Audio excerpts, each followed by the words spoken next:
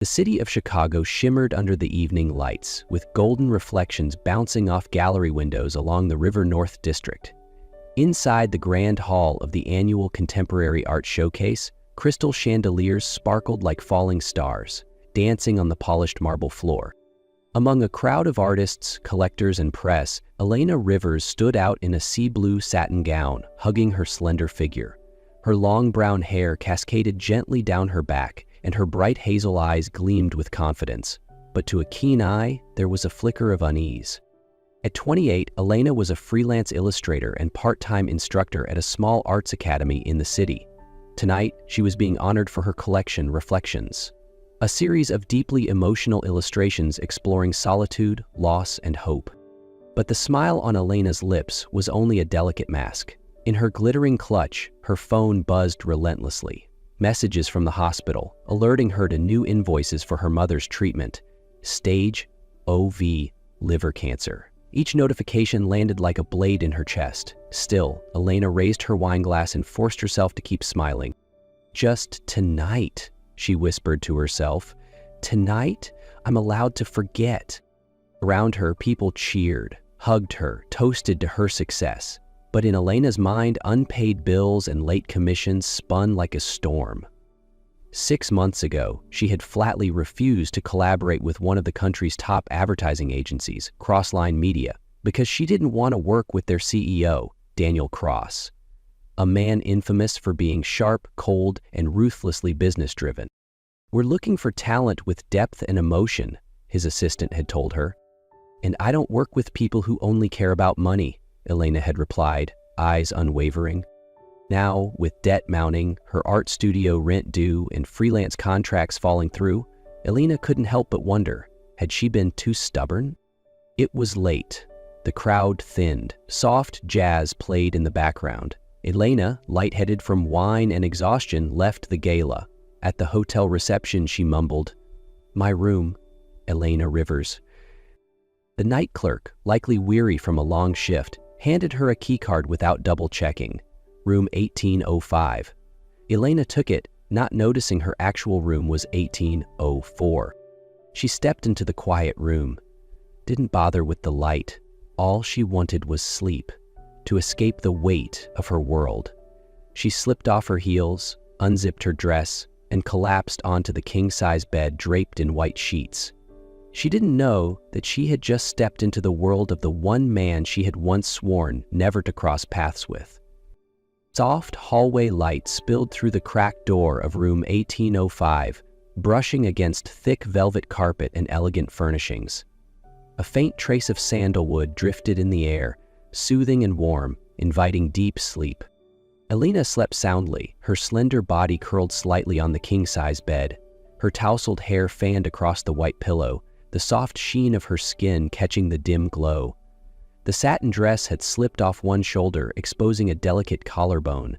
She had no idea this wasn't her room. At that very moment, a black SUV pulled into the driveway of the hotel lobby. Daniel Cross, dressed in a charcoal gray suit with his tie slightly loosened, stepped out, visibly exhausted after a long business trip from Toronto. At 34, he was the embodiment of control and success. CEO of Crossline Media, commanding global advertising empires. But tonight, all he craved was sleep. He collected his keycard room 1805 and rode the elevator, unaware that something unexpected awaited him behind that door. When he stepped in, he froze. A woman lay asleep on the bed, her blue satin gown stark against white sheets. Daniel narrowed his eyes, half suspecting some foolish prank by a rival firm. But as the hallway light spilled across her face, his breath caught. Elena Rivers, the same woman who had looked him dead in the eye 6 months ago and rejected a contract from his company without flinching. The one who accused him of caring only about profits. She was asleep in his room, unaware, unprotected. Daniel quietly shut the door, careful not to wake her. He sat down on the armchair by the window, loosened his tie, grabbed a soda from the minibar. But his eyes remained locked on Elena, not sharp or defiant now, but soft, vulnerable, like a half-finished sketch, not yet ruined by the world. He whispered softly, "You really do know how to surprise someone, Elena Rivers." Something about seeing her here, unguarded, peaceful, unraveled a part of him he didn't know existed.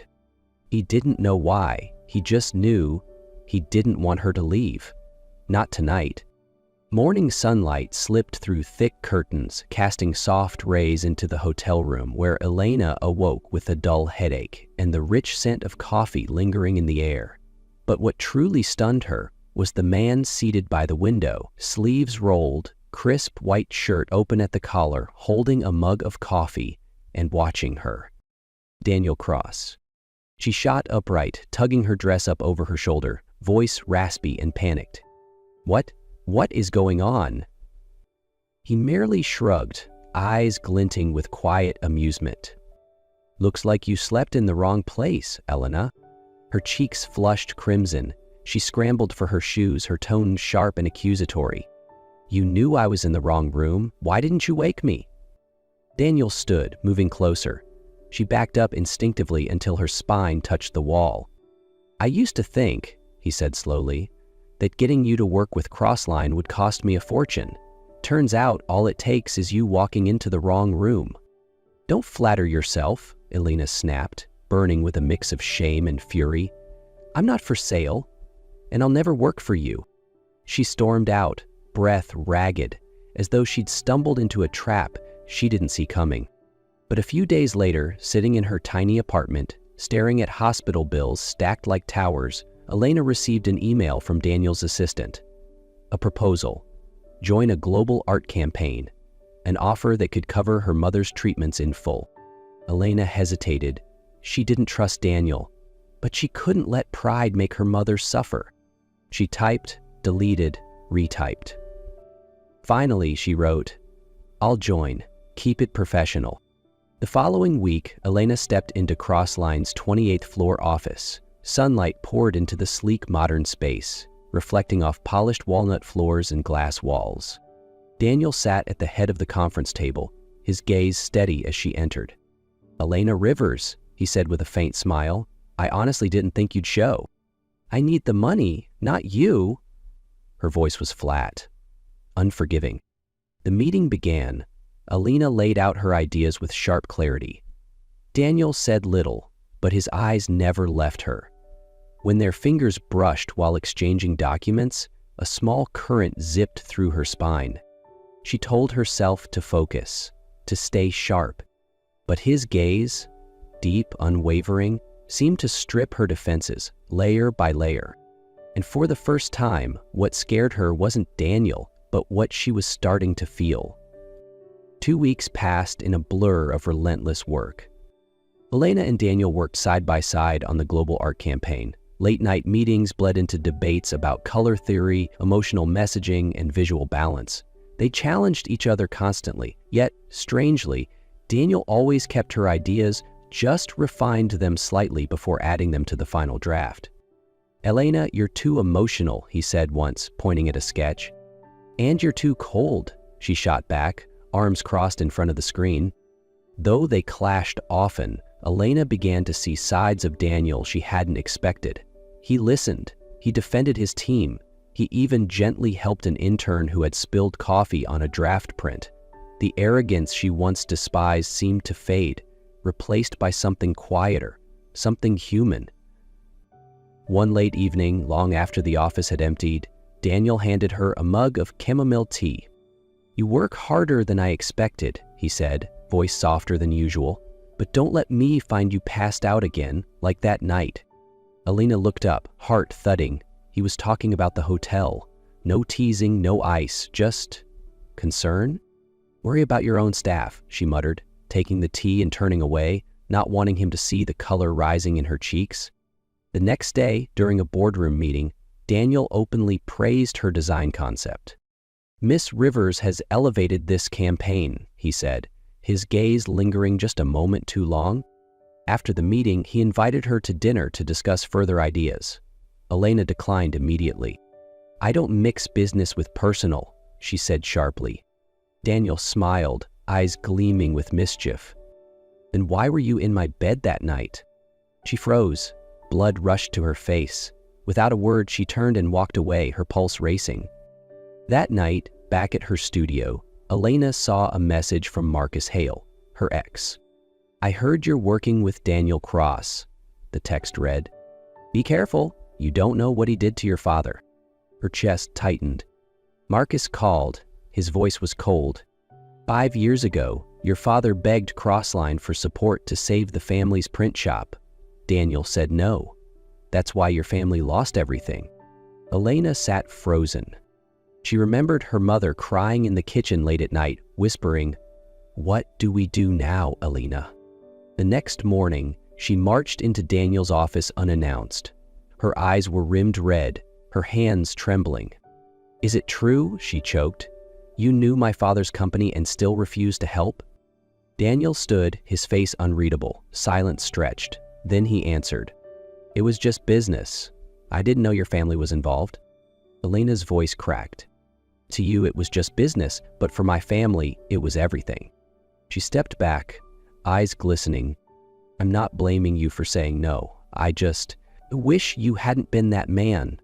She turned and walked out, tears falling freely now.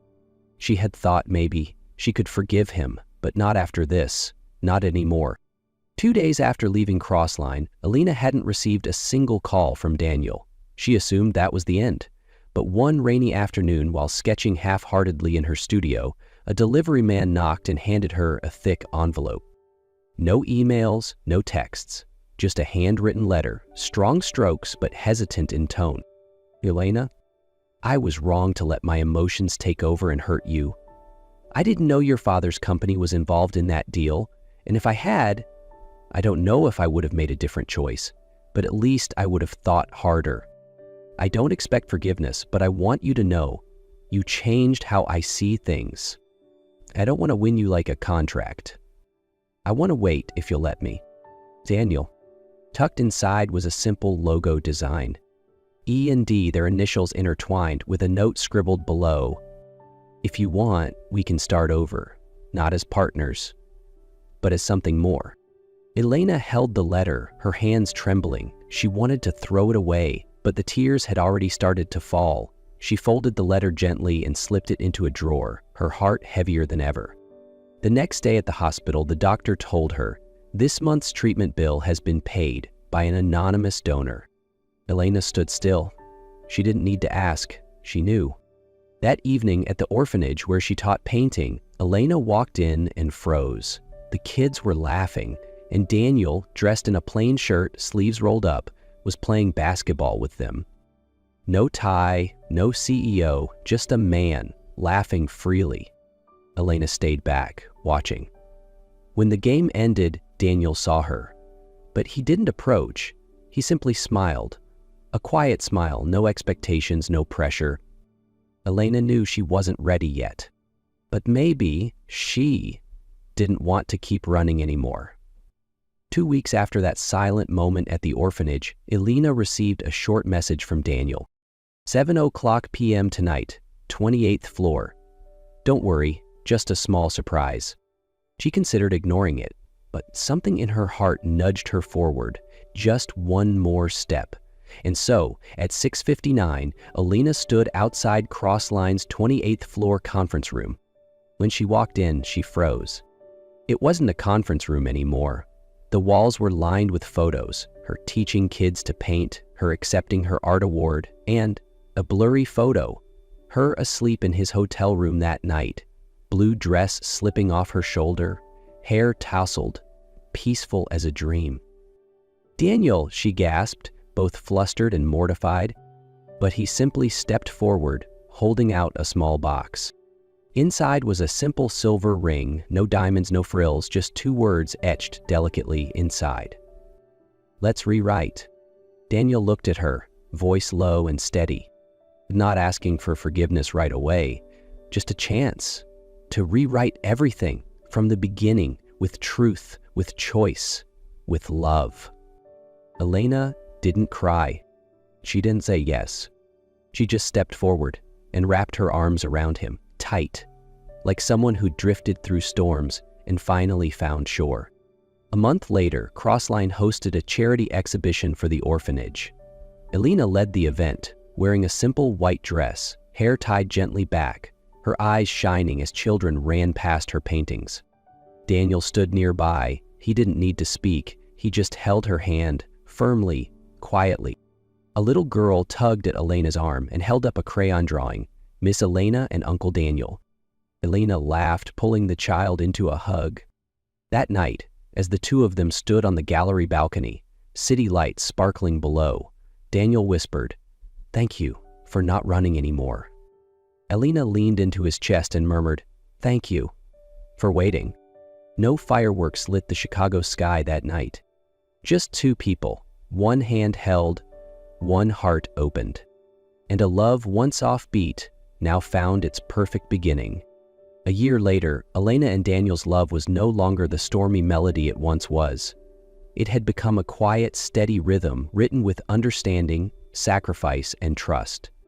One peaceful afternoon, in the park where they first held hands after a summer rain, Daniel knelt beneath a canopy of trees and opened a simple ring, gleaming with sincerity. "You were the chapter I never saw coming, but now I can't imagine my story without you. Will you marry me, Elena?" She didn't speak, she just nodded, tears falling into a smile. Their wedding was held by the lake, where the golden sunset kissed the surface of the water. The guest list was small, but every person there had witnessed their journey. Children from the orphanage carried flowers, giggling as they danced around Elena's pure white dress like tiny angels. Elena's mother, now stronger after a year of steady recovery, sat in the front row. She watched her daughter walk down the aisle, her eyes shining with joy. When the ceremony ended, she stepped forward, embracing both Elena and Daniel, then smiled gently. "I've seen your pain, Elena, and now I see peace in your eyes. Daniel, thank you for showing up at the right time. Love each other not just with your hearts, but with kindness and patience every single day. I don't pray that you'll never argue. I only pray you'll never let go." Elena held her mother tightly, her voice shaking as she whispered, "Thank you, Mom." Daniel bowed slightly, then stepped forward, wrapping both women into a warm, quiet embrace. The sky was still. Church bells rang softly. And this time, love wasn't just a feeling, it was a forever promise. And as the final light of day kissed the lake's edge, one thing was certain. Elena Rivers was no longer alone. And Daniel Cross, at last, had found home. Not in a place, but in a person. If this story touched your heart, don't forget to like, share, and leave a comment below. We'd love to hear what part stayed with you the most. And if you believe that even the quietest moments can change a life, make sure to subscribe to Noah's Stories, where every tale finds its soul. Until next time, stay kind and stay open to love.